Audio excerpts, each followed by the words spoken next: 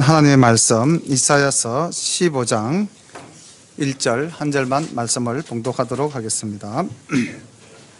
이사야서 15장 1절입니다. 모압에 관한 경고라. 하룻밤에 모압 알이 망하여 황폐할 것이며 하룻밤에 모압 길이 망하여 황폐할 것이라. 아멘. 예, 주님께서 우리의 좋은 목자가 되시어서 우리에게는 부족함이 전혀 없는 줄로 믿습니다. 지금 이사야서 이제 우리가 15장 오늘부터 말씀을 나갈 건데, 이사야서 13장 이후로는 모든 것이 이스라엘 주변 국가에 대한 심판에 대한 예언이기 때문에 좀 무겁습니다. 그래서 우리가 왜 이들이 심판을 당할 수밖에 없었던가, 그 이유가 무엇이었을까요? 왜 이스라엘의 주변 국가들이 하나님으로부터 심판당할 수밖에 없다는 이사야 선지자의 예언을 들어야만 했을까요? 그 이유를 우리 먼저 한번 짚어보고 넘어가면 어떻겠습니까? 지난주에 설교했던 내용을 연상하시면 답이 떠오를 수 있습니다. 그 막강한 아수러, 그 막강한 바벨론도 결국 하나님이 심판의 도구로 사용하시고 그 이후에는 그들이 땡땡하였기 때문에 하나님의 심판을 당할 수밖에 없었다. 하나님의 도구였는데 그들이 자신의 능력인 줄 알은 거죠. 우리가 가진 것이 다 하나님이 주신 은혜인데 내 능력으로 가진 것인 줄 우리가 착각하고 살기 때문이죠. 무엇 때문이었을까요? 교만 때문입니다. 그래서 이 지금 심판의 그 말씀을 우리가 들을 때에 오늘도 그렇지 않습니까? 모압에 관한 경고라, 경고. 우리가 이 스포츠에서도 보면은 어떤 행동을 하면 이렇게 심판이 경고장을 날리죠? 예, 더티한 행동을 했을 때, 규정에서 벗어났을 때, 반칙을 저질렀을 때에 옳지 못할 때 경고를 내밉니다. 근데 지금 주님께서 이사야 선지자를 통해서 모든 나라에 경고하시는 이유는 그 모든 나라가 하나님 보시기에 옳지 못했다는 거죠. 원칙을 지키지 못했다는 겁니다. 그렇다면은 이 말씀을 받아들이기 전에 오늘 나는 어떠한가? 오늘 나는. 그래서 이 주변 국가와 나는 이라는 말씀으로 연결을 시키면서 말씀을 들으면 은혜가 될 줄로 믿습니다. 모압에 관한 경고라. 하룻밤에 모압 알이 망하여 황폐할 것이며 하룻밤에 모압 기르가 망하여 황폐할 것이라. 여기서 알이라는 것은 알 모압, 기르 모알. 이래서 모압이라는 나라의 큰 도시입니다. 알은 수도고요. 길이라고 기록되어져 있는데 기르라는 이 도시는 모압 남방에 있는 거대한 도시들입니다. 그러니까 이 거대한 수도와 거대한 도시가 하룻밤 사이에 망한다고 되어져 있고 또 황폐할 것이라고 이야기를 하고 있습니다.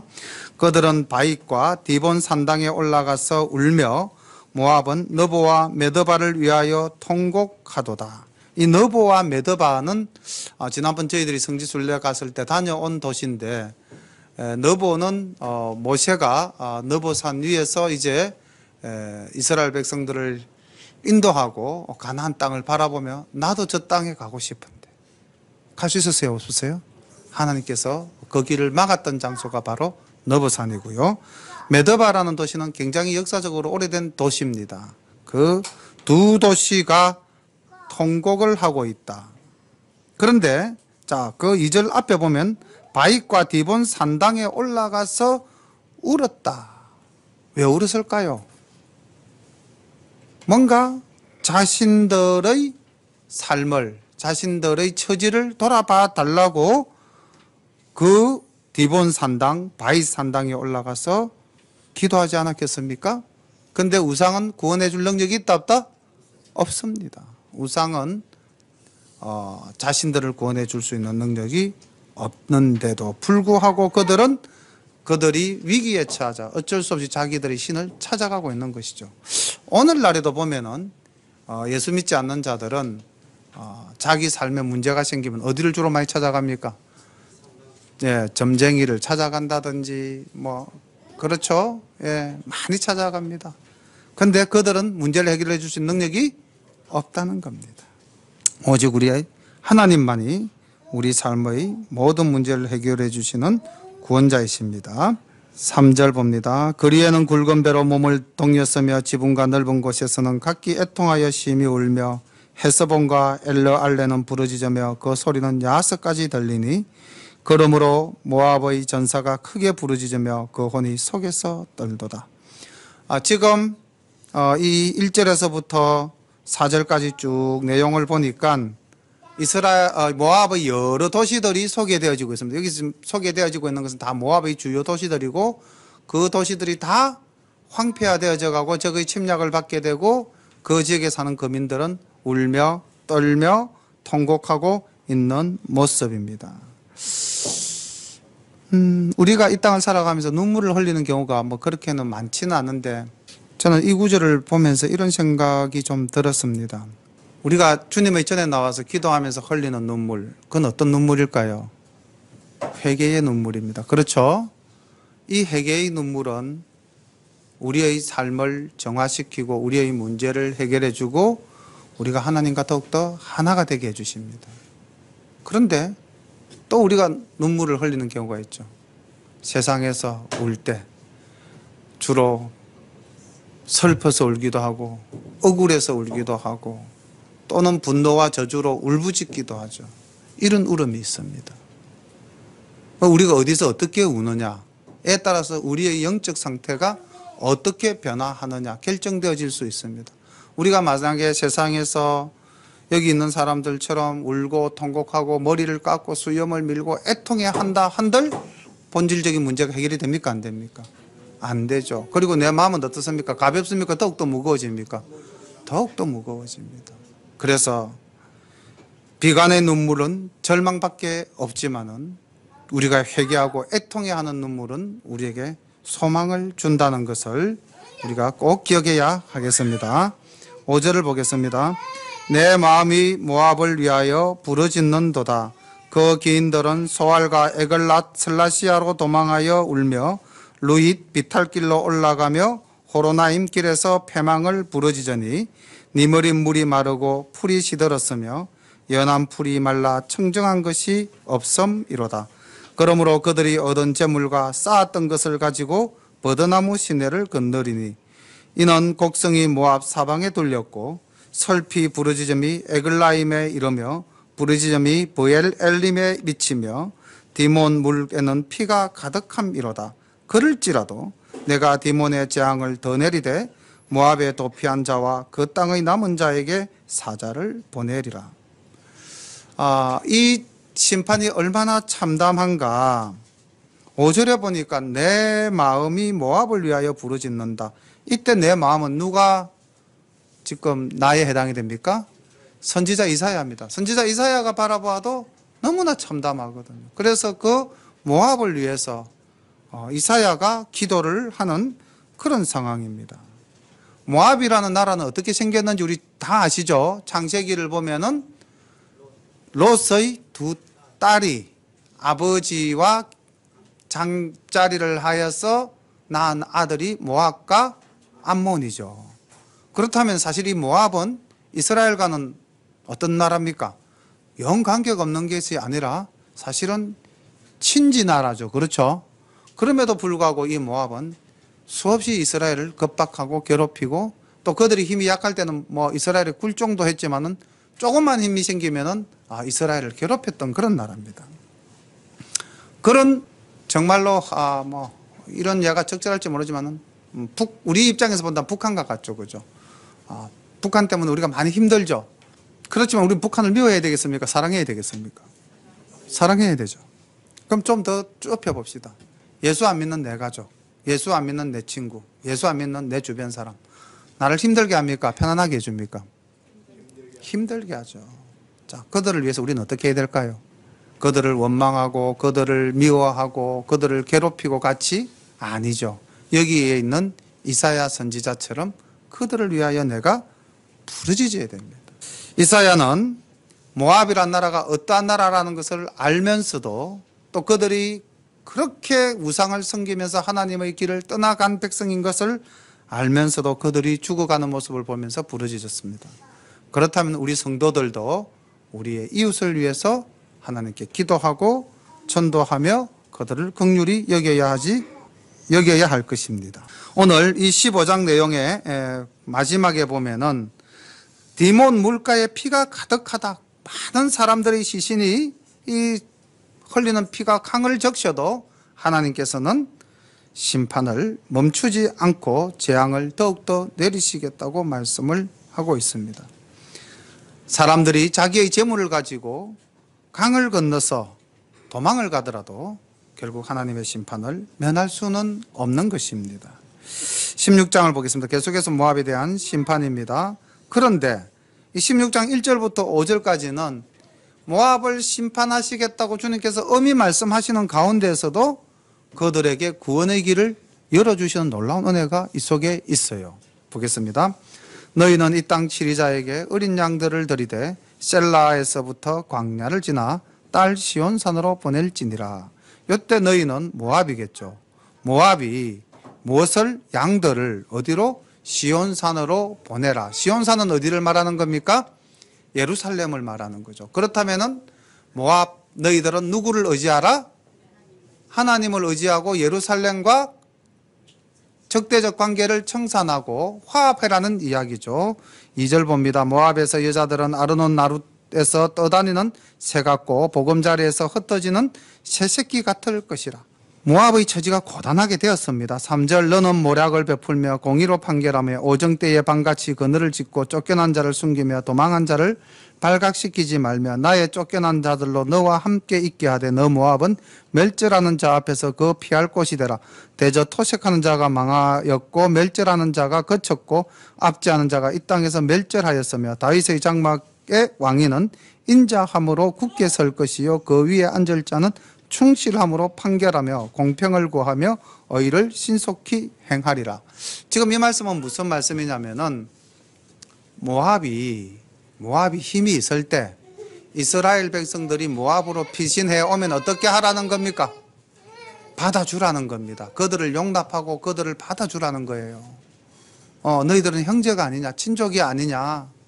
그렇게 한다면은 나는 이미 다윗에게 언약했다. 그 나라가 영원히 망하지 않게 할 것이라고 언약을 했기 때문에 언젠가 너희들이 그 다윗의 자리에 앉은 자로부터 구원을 얻을 수가 있을 것이다.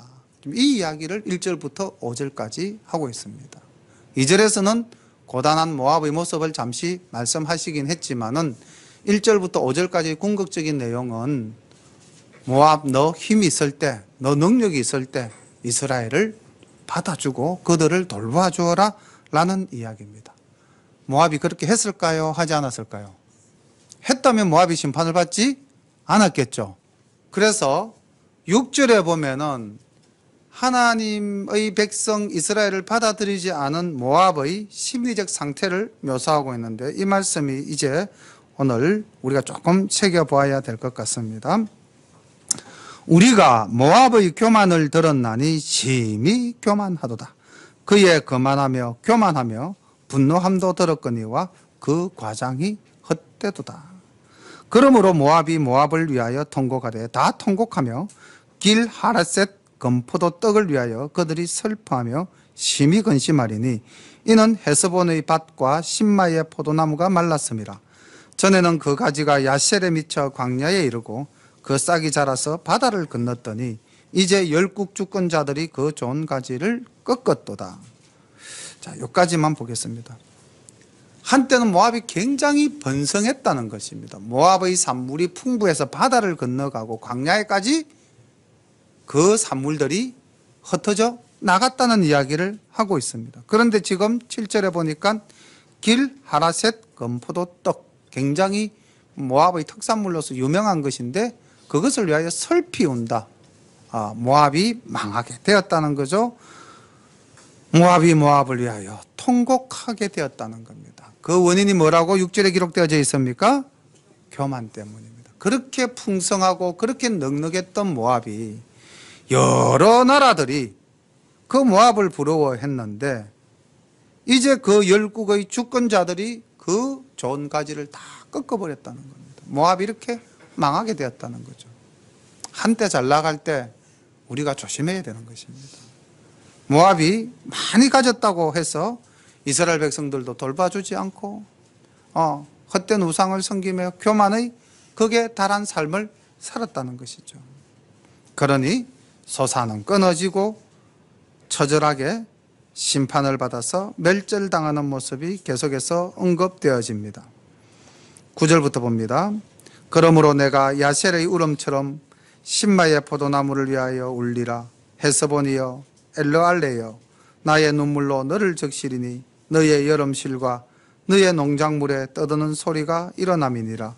절광과 기쁨이 기름진 밭에서 떠났고 포도원에는 노래와 즐거운 소리가 없어지겠고 틀에는 포도를 밟을 사람이 없으리니 이는 내가 그 소리를 그치게 하였음이라. 철저히 망해버렸다는 겁니다.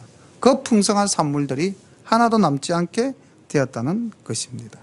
11절 이러므로 나의 마음이 모압을 위하여 수금같이 소리를 바라며 나의 창자가 길 하라셋을 위하여 그러하도다. 선지자 이사야의 또 애끓는 마음이 나타납니다. 이방 모압을 위한 이사야 선지자의 비탄. 우리 이 마음을 우리도 본받아야 하겠습니다. 예수를 믿지 않다가 오늘 또 우리 교회에 오신 분들이 계시죠. 너무나 감사하고 오늘 주님을 만나고 꼭 예수님을 마음에 영접하시기를 바랍니다. 예, 진짜 환영합니다. 오셔서 꼭 주님을 만나시기를 간절히 소망합니다. 감히 고백한데 우리가 많이 교만했던 것 같습니다. 야고보서에 보면은 그런 말씀이 있지 않습니까? 사람의 겉모습을 보고 판단하는 것에 대한 경책의 말씀이 있는데 오늘 아침에 제가 좀 그러하지 않았나 하는 또 반성도 해봅니다. 우리가 한 영혼을 위하여 마음을 쓸 때에 또 하나님께서는 더 많은 영혼들을 우리 재단으로 불러주실 줄로 믿습니다. 이 이사야의 이 애끓는 마음, 모압을 위하는 마음, 원수된 나라이기도 하고 우리를 그렇게 괴롭혔던 나라이기도 한데 그 모압을 위해서 내 창자가 찢어질 듯이 아프다는 것이죠. 모압 사람이 그 산당에서 피곤하도록 봉사하며 자기 성소에 나아가서 기도할지라도 무효하리라. 이는 여호와께서 전에 모압을 들어 하신 말씀이오니와 이제 여호와께서 말씀하여 가라사대 품꾼의 정한 때와 같이 3년 내에 모압의 영아와 그 큰 무리가 능욕을 당할지라. 그 남은 수가 심히 적어 소용이 없이 되리라 하시도다. 아멘. 다시 12절에 보니 이 모압 사람들이 이 자신들의 신을 섬기는 모습을 이사야 선지자가 이야기하고 있습니다. 15장 2절에도 보니까 그들이 바윗과 디본 산당에 올라가서 울었다. 자기들의 신에게 울며 간구하였고 여기 16장 12절에서도 보니까 그들이 산당에서 피곤하도록 봉사하며 기도한다 이야기하고 있습니다. 우상은 우리를 구원해 줄 능력이 전혀 없습니다. 시편의 기자는 이렇게 노래하고 있습니다. 시편 115편 4절로부터 8절까지의 말씀을 보면 저희 우상은 은과 금이요 사람의 수공물이라. 이 땅에는 많은 우상, 절에 가면 부처가 있고 온갖 신상들이 다 있지만은 사실 그 신상들이 저절로 생겨난 겁니까? 아니면 사람에 의해서 만들어진 겁니까? 사람에 의해서 만들어져서 거기에 금박을 입히고 은박을 입히고 돌로 다듬은 것 아닙니까? 시편의 기자가 그렇게 이야기하고 있죠. 우상은 은과 금이요 사람의 수공물이라. 그 우상의 입이 있어도 말하지 못하며 그 우상은 눈이 있어도 보지 못하며 그 우상은 귀가 있어도 듣지 못하며 그 우상은 코가 있어도 냄새 맡지 못하며 손이 있어도 만지지 못하며 발이 있어도 걷지 못하고 목구멍으로 소리도 내지 못하느니라. 우상을 만드는 자와 그것을 의지하는 자가 다 그 우상과 같으리로다. 아무 능력이 없다는 것입니다. 그럼에도 불구하고 이 땅에는 오늘날에도 우상을 섬기는 자가 많으니 얼마나 가슴이 아프지 않습니까? 우리 열린 가족들 지금 믿지 않는 가족들을 위해서도 많이 기도하고 계시죠. 예, 가장 가까이 있는 내 가족부터 구원하는 것이 우선이죠. 또한 정말 예수 믿지 않는 우상 섬기는 이 모압과 같은 헛된 우상을 섬기는 사람들을 구원하기 위해서 우리가 이사야의 마음과 같은 마음으로 기도해야 될 줄로 믿습니다. 품꾼의 정한 때와 같이 3년 내에 모압을 멸하겠다 하신 주님의 말씀은 BC 734년에 아수르 왕 디글랏 빌레셀에 의해서 모압은 정복을 당하고 맙니다. 17장, 15, 16장은 모압에 관한 심판의 예언이었고, 이제 17장 말씀은 다메섹과 북이스라엘과 아수르에 대한 심판의 말씀이 소개되어지고 있습니다. 1절부터 3절까지는 다메섹은 어느 나라의 서울이었습니까? 수도였습니까? 아람의 수도였습니다. 아람이라는 나라도 사실 이스라엘 북방의 강국이었죠. 아람을 잘 모르시면은 엘리사 선지자에게 문둥병을 치유받았던 사람이 누구죠? 나아만 장군이죠. 그 나아만 장군이 어느 나라 군대 장관이었습니까? 아람 나라의 군대 장관이었습니다. 이렇게 이제 생각하시면 조금 더 쉽게 이해가 되겠죠. 그리고 그 아람 나라의 수도가 다메섹이고요. 이 다메섹이라는 나라는 수도는 오늘날까지 이 도시가 남아있어요. 다마스쿠스. 오늘날 시리아의 수도입니다. 자, 그 다메섹, 아람에 대한 심판입니다. 다메섹에 관한 경고라. 보라, 다메섹이 장차 성읍 모양을 이루지 못하고 무너진 무더기가 될 것이라. 아로엘의 성읍들이 버림을 당하리니 양물이 치는 곳이 되어 양이 눕되 놀라게 할 자가 없을 것이며 에브라임의 요새와 다메섹 나라와 아람의 남은 백성이 멸절하여 이스라엘 자손의 영광같이 되리라. 만군의 여호와의 말씀이니라.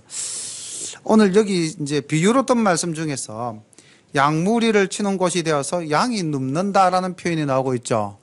이 말씀을 우리가 조금 더 본다면 이 다메섹이 얼마나 처절하게 파괴되어질 것인가를 알려주는 내용입니다. 양은 겁이 많은 동물이죠. 그래서 양은 좀처럼 눕지를 않는다고 그래요. 왜냐하면 원캉 경계심이 강하기 때문에. 그런데 그 양이 누웠다라는 것은 다시 말하면 양에게 다가올 주변에 짐승이나 이런 게 있다 없다? 없다. 그 정도로 황폐화되어지고 양들만 거하는 곳이 된다는 그러한 의미입니다. 이 다메섹, 아람이라는 나라는 사실은 북이스라엘하고 동맹을 맺어서 역사적으로 보면 이때 아수르가 서서히 일어날 때 그 아수르를 제압하기 위해서 북이스라엘과 아람이 동맹관계를 맺고 반아수르 정책을 취했어요. 그러니까 아수르 입장에서는 가장 강력한 적이 누굽니까? 아람과 북이스라엘이죠. 그래서 아람과 북이스라엘을 먼저 침략해서 멸합니다. BC 733년에 이 아람은 디글랏 빌레셀 3세에 의해서 완전히 멸망당하고 맙니다. 모압이 BC 734년, 그 다음해인 BC 733년에 이 아람도 아수르에 의해서 멸망을 받고 말죠. 하나님의 말씀은 그대로 역사 속에서 이루어져 가는 것을 우리가 볼 수가 있습니다. 4절, 그날에 야곱의 영광이 쇠하고 그 살찐 몸이 파리하리니 마치 추수하는 자가 곡식을 거두어 가지고 그 손으로 이삭을 벤 것 같고 르바임 골짜기에서 이삭을 주운 것 같으리라. 그러나 오히려 주울 것이 남으리니 감람나무를 흔들 때에 가장 높은 가지 꼭대기에 실과 2, 3개가 남은 같겠고 무성한 나무 가장 먼 가지에 4, 5개가 남음 같으리라. 이스라엘의 하나님 여호와의 말씀이시니라. 지금 4절부터 이제 11절까지는 북이스라엘의 멸망에 대한 하나님의 말씀이 나타나고 있는데 여기 보니까 실과 2-3개 또 그리고 가지에 4-5개의 열매가 남는다 했는데 이게 바로 이제 주님께서는 이스라엘을 멸하되 완전히 멸하지 않고 남은 자를 남겨두시겠다는 이야기입니다.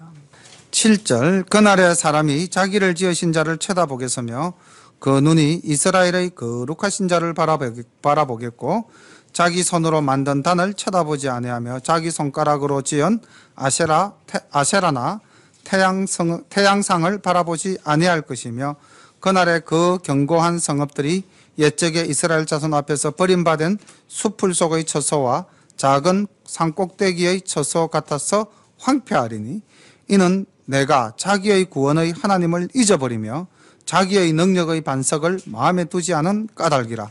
그러므로 네가 기뻐하는 식물을 삼으며 이방의 가지도 이종하고 네가 심는 날에 울타리로 두르고 아침에 너의 씨로 잘 발육하도록 하였으나 근심과 심한 슬픔의 날에 농작물이 없어지리라. 아멘. 여기 지금 가만히 보니까 이스라엘 백성들이 한창 번성할 때 어떻게 했다는 겁니까? 하나님을 잘 섬겼다, 섬기지 않았다? 섬기지 않았다는 겁니다. 오히려 자기들의 손으로 하나님을 떠나서 이방신을 만들어 섬겼다라고 기록되어져 있죠. 8절에 보니까 자기 손으로 만든 단을 쳐다보았을 거고요. 자기 손가락으로 지은 아세라나 태양상을 바라보았을 것입니다. 언제? 잘 나갈 때. 그리고 그때 또 보니까 여기 이방의 가지를 이식해서 심고 또 기뻐하는 식물을 심고 울타리를 두르고 너희의 씨를 잘 발육되도록 너희들이 농사를 지었지만은 결국 심판의 날에 그 모든 것이 없어질 것이다. 우리가 아무리 이 땅에서 노력하고 아무리 내가 내 성을 쌓아도 하나님의 헐면은 세울 수가 있습니까? 없습니까? 결코 세울 수가 없습니다. 그래서 우리는 오직 하나님을 바라보아야 합니다. 7절 그날에 사람이 자기를 지으신 자를 쳐다보겠으며 마지막 남긴 자들 그 구원의 은혜를 입은 자들은 하나님을 바라본다는 것이죠. 우리도 이스라엘의 남은 자들처럼 하나님을 찾고 하나님을 의지하고 하나님에게 도움을 구하여야 할 것입니다. 이들이 편안할 때, 잘 될 때, 하나님이 복 주실 때 하나님을 찾았습니까? 아니죠. 어떨 때 하나님을 찾았죠? 고난 당했을 때. 그래서 이 말씀이 상당히 저에게도 위로가 되었습니다. 우리가 하나님 은혜 속에 늘 있다고 너무 편안하게 생각을 하다 보니까 진짜 하나님의 은혜를 알지 못하고 내 마음에 교만이 가득해서 모든 기도나 모든 삶의 중심이 내가 되어져 있더라는 것을 제가 발견을 했어요. 한 10일 좀 넘었을 거면서 10일 조금 넘어서 이제 어머니께서 담도암 말기라는 진단을 받고 이제 치료를 잘 받고 이렇게 하시면 한 6개월 정도 사실 수도 있고 치료를 받지 않으시면 즉 병원 치료를 받지 않으시면은 언제 임종하실지 모른다. 폐혈증이 오면은 불과 2, 3일 내로 생명이 끊어질 수도 있다. 이제 그런 진단을 받고도 어머니께서 병원 치료를 거부하셔 가지고 지금 집에서 그냥 하나님께 기도하면서 이제 그렇게 있습니다. 그래서 이제 저도 마음이 많이 아픈데 이 어머니의 암 진단을 받고 난 뒤에 저희들이 기도하면서 처음에는 인간적인 욕심으로 기도했어요. 하나님께서 하나님의 그 치료하신 능력으로 모든 암세포를 다 죽여주시고 우리 어머님이 쾌유하시고 우리와 함께 더 오랜 시간을 보낼 수 있도록 그렇게 기도했습니다. 이 기도가 옳은 기도인가요? 어느 순간에 제가 기도하다가 이게 내 욕심이구나. 내 욕심이구나. 그래서 기도를 바꿨습니다. 내 욕심을 버리고 아버지의 뜻대로 하시옵소서로 바꿨습니다. 우리가 이 땅을 살면서 많은 기도가 그냥 내 욕심대로 구하는 기도가 참 많은 것 같아요. 지금도 그렇습니다. 여전히 우리가 구하는 모든 기도는 좀 기복적인 기도잖아요. 그죠? 내가 잘 되고 내가 복 받고 내가 형통하고 또 저도 형통하시기를 기도합니다. 기원합니다. 이렇게 축복의 말씀도 하긴 합니다. 그런데 좀 더 우리가 신앙의 본질 속으로 들어가서 우리의 기도나 우리의 이 하나님을 바라보는 이 시선을 온전히 맞춘다면 어떻게 해야 될까? 그래서 주기도문이 생각이 나더라고요. 주님이 우리에게 가르쳐 주신 기도를 가만히 새겨보니까 우리가 매일 기도하지 않습니까? 주기도문 예배 끝날 때마다 기도하지 않습니까? 그죠? 하늘에 계신 우리 아버지 이름이 거룩하옵시며 나라 임하옵시며 뜻이 하늘에서 이루어진 것 같이 땅에서도 이루어지이다. 오늘날 우리에게 일용할 양식을 주옵시고 우리가 우리에게 죄 지은 자를 사하여 준 것 같이 우리 죄를 사하여 주옵시고 우리를 시험에 들게 하지 마옵시고 다만 악에서 구하옵소서. 나라와 근세와 영광이 아버지께 영원히 있사옵나이다. 아멘. 이 기도 속에, 이 주님이 가르쳐 주신 기도 속에 내 것을 이루어 주옵소서라는 기도는 없더라고요. 그런데 우리는 이 기도를 배웠음에도 불구하고 매일 내 것을 채워 주옵소서, 내 것을 채워 주옵소서 그렇게 기도를 했거든요. 우리가 정말 여기 우리가 하나 그날에 사람이 자기를 지으신 자를 쳐다보겠으며 그 눈이 이스라엘의 거룩하신 자를 바라볼 때에 그 고난 속에서 우리가 다시 한 번 더 하나님을 바라볼 때에 우리는 새로운 시선으로, 새로운 마음으로, 새로운 자세로 하나님을 바라봐야 할 줄로 믿습니다. 그래야 그 남은 자가 정말 하나님이 기뻐하는 자요 하나님께 구원받는 자가 될 줄로 믿습니다. 12절부터 14절까지는 이제 하나님께서 도구로 들어서 썼던 아수르, 그 막강한 아람, 모압, 북이스라엘을 멸망시켰던 그 아수르에 대한 심판의 예언입니다. 슬프다 많은 민족이 소동하였으되 바다 파도의 뛰노는 소리같이 그들이 소동하였고 열방이 충돌하였으되 큰 물이 몰려온 같이 그들도 충돌하였도다. 열방이 충돌하기를 많은 물의 몰려온 같이 하나 주께서 그들을 꾸짖으시리니 그들이 멀리 도망함이 산의 겨가 바람 앞에 흩어진 같겠고 폭풍 앞에 떠도는 티끌 같을 것이라. 보라 저녁에 두려움을 당하고 아침 전에 그들이 없어졌나니 이는 우리를 요락한 자의 분깃이요 우리를 강탈한 자의 봉이니라. 12절과 13절은 아수르의 막강한 군대가 마치 파도처럼 바닷물처럼 온 세상의 열방들을 짓밟고 승리했던 그 아수르의 모습들을 나타내 보이고 있습니다. 그리고 그러했던 그 군대가 이제 히스기야 왕 때 어디로 몰려 내려갑니까? 산헤립이 이끄는 18만 군대가 예루살렘을 향해서 진격해 내려갔죠. 그런데 그들이 어떻게 됐습니까? 열왕기하서 19장 35절에 보니까 그들이 정말 하루 저녁에 여기 14절처럼 보라 저녁에 두려움을 당하고 아침 전에 그들이 없어졌나니 하루 저녁에 18만 5천 명이 다 몰살당하는 역사가 나타났다는 겁니다. 이 14절은 BC 701년에 산헤립이 이 유다에 대해서 침략하여 멸절당하는 모습을 이사야가 예언한 내용으로 보면 되겠습니다. 열왕기하서 19장 35절에 보니 이렇게 기록되어져 있습니다. 이 밤에 여호와의 사자가 나와서 아수르 진에서 군사 18만 5천을 친지라. 아침에 일찍이 일어나 보니 다 송장이 되었더라. 자, 그리고 아수르 왕 산헤립이 떠나 돌아가서 니느웨에 거하더니 그 신 니스록의 묘에 경배할 때에 아드람멜렉과 사레셀이 저를 칼로 쳐 죽이고 아라랏 땅으로 도망하며 그 아들 에살핫돈이 대신하여 왕이 되니라. 그 산헤립 18만 5천 명 군인 다 죽었고요.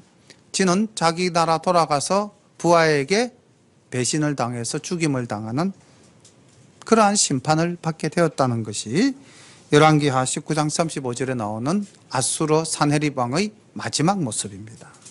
그래서 오늘 여기 14절에 보니까 그 막강한 아수르도 결국 이렇게 참담하게 망하고 말 것이다. 오늘 여러 나라들이 망하는 모습을 우리가 말씀을 통해서 살펴보았는데 결국 그들이 망하게 된 것은 하나님을 떠나 우상을 섬기고 그들이 교만하였기 때문입니다. 만약에 오늘날도 우리가 하나님을 떠나서 우상을 섬긴다 한다면은 또 오늘날 우리가 교만한다면은 우리도 하나님의 심판을 받을 수밖에 없을 것입니다.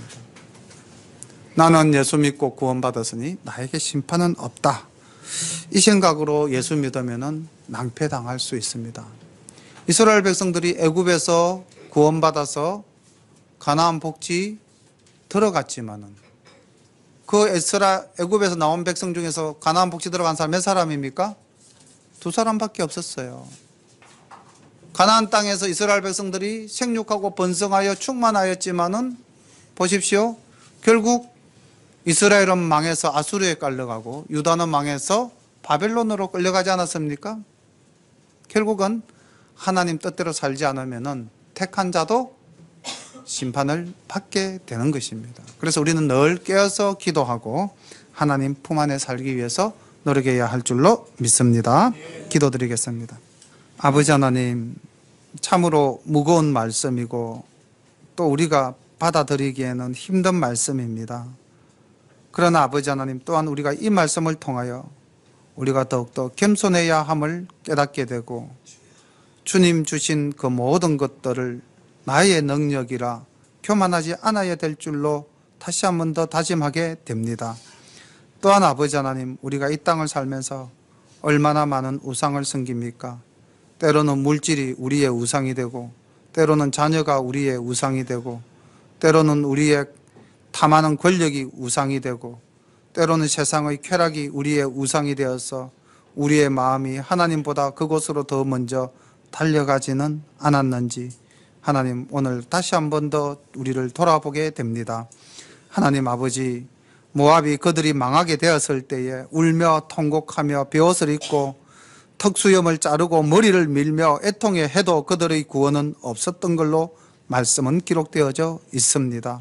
하나님 아버지, 우리가 정말 헛된 것 앞에서 쓸데없는 눈물을 흘리지 않게 하여 주옵시고 하나님 앞에서 회개하며 자복하며 하나님 앞에서 눈물 흘리는 우리 모두가 되기를 간절히 소망합니다. 그리하여 참으로 하나님이 주시는 위로와 안식을 받아 누리는 우리 모든 열린 가족 될 수 있도록 주님 선한 손길로 인도하옵소서.